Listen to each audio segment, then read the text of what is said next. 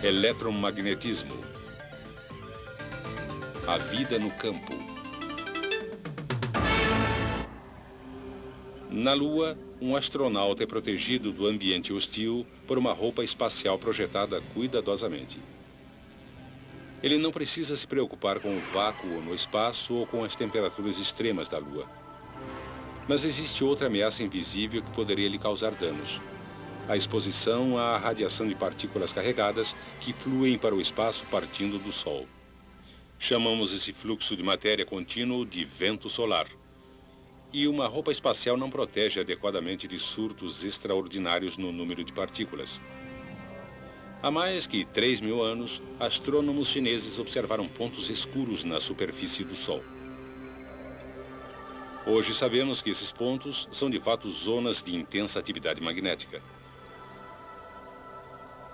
Manchas solares como esta geram outras atividades solares como labaredas e protuberâncias, penachos escaldantes de gás brilhante que às vezes chegam a mais de 150.000 quilômetros acima da superfície do Sol, ou 12 vezes o diâmetro da Terra. Cada erupção solar maciça impele um surto adicional de partículas carregadas para o espaço. Como partículas individuais levam até 2 dias para alcançar a Terra, um aumento no número de manchas e labaredas solares serve de sinal para os cientistas de que o vento solar vai se intensificar, tornando-se uma torrente de radiação mortal em nossa direção. Felizmente para toda a vida na Terra, o campo magnético que envolve nosso planeta nos protege desse perigo. Como?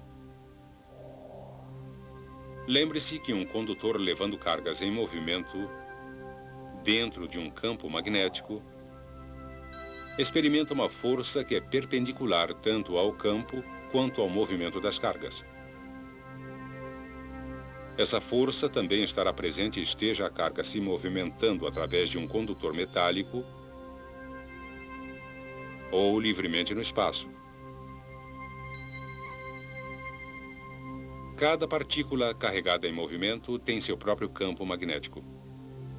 O campo circular de uma partícula negativa é nesse sentido, fazendo com que os dois campos se reforcem aqui.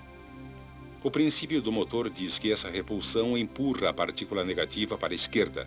Entretanto, o vento solar consiste de partículas carregadas, tanto negativamente como positivamente, e seus campos magnéticos têm sentidos opostos.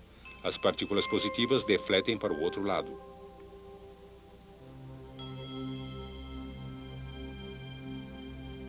Assim, quando o vento solar encontra o campo magnético da Terra, as partículas carregadas tendem a se separar, com as partículas carregadas negativamente sendo defletidas ao redor de um lado da Terra e as partículas carregadas positivamente ao redor do outro lado.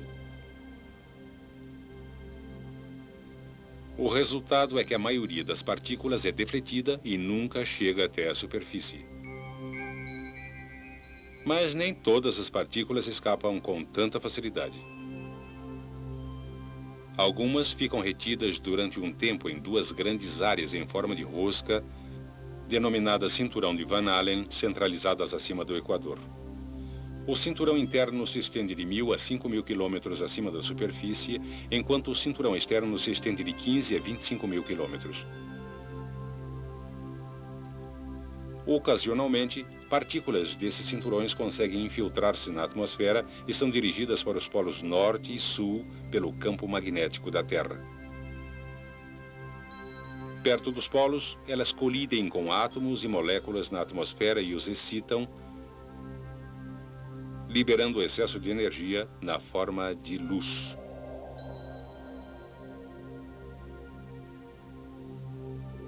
No norte, a luz pálida resultante é denominada aurora boreal ou luzes do norte.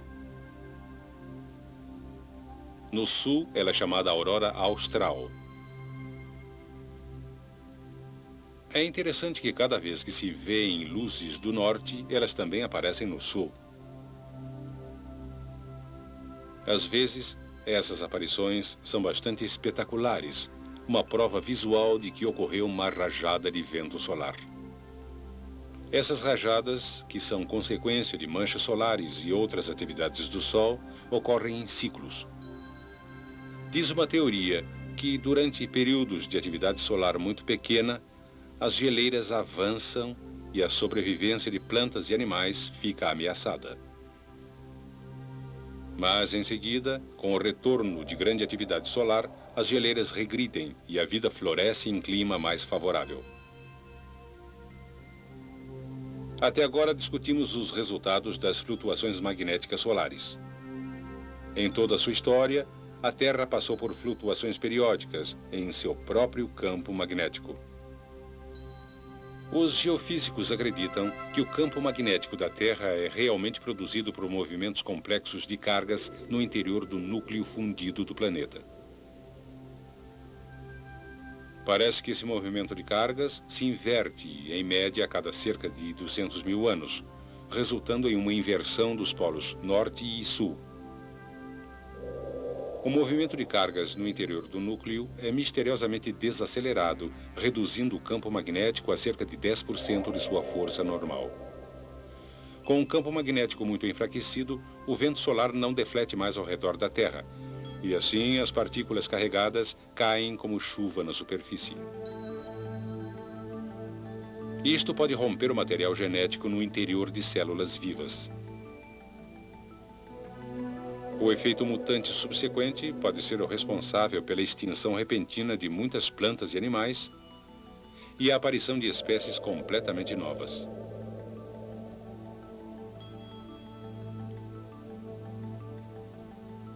Então, o campo magnético enfraquecido se perde e retorna à máxima intensidade. Algumas poucas espécies realmente se desenvolveram com a capacidade extraordinária de tirar partido do campo magnético da Terra. Por exemplo, usam o Sol para a navegação. A facilidade com que elas viajam em dias em que o Sol não aparece é menos conhecida. Entretanto, experiências em que pombas receberam protetores de orelhas contendo minúsculos ímãs mostraram que em dias nublados, quando não podiam depender do Sol para a navegação, elas logo se desorientaram. Quando os protetores foram retirados, essas mesmas aves logo se recuperaram e facilmente chegaram ao seu destino. O material magnético no cérebro da pomba permite de alguma forma que ela voe como se tivesse uma bússola na cabeça. Alguns micro-organismos também têm essa capacidade fascinante. Certos tipos de bactérias da lama, que vivem longe do Equador, aprenderam a usar o campo magnético inclinado da Terra para determinar o sentido ascendente e descendente. Na Austrália, o sentido do campo é inclinado para cima, e assim as bactérias se movem contra o campo ao se dirigir mais para o fundo da Terra, procurando umidade. Quando essas bactérias são trazidas para o hemisfério norte, elas são enganadas pela inversão do sentido do campo magnético e se movem para cima, não para baixo. E isso as traz para a superfície, onde secam e morrem.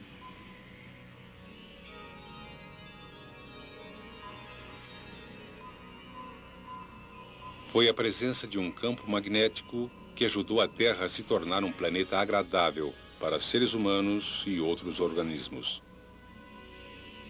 E foi a compreensão do magnetismo que permitiu a uns poucos corajosos se aventurar a explorar a face desconhecida da Terra.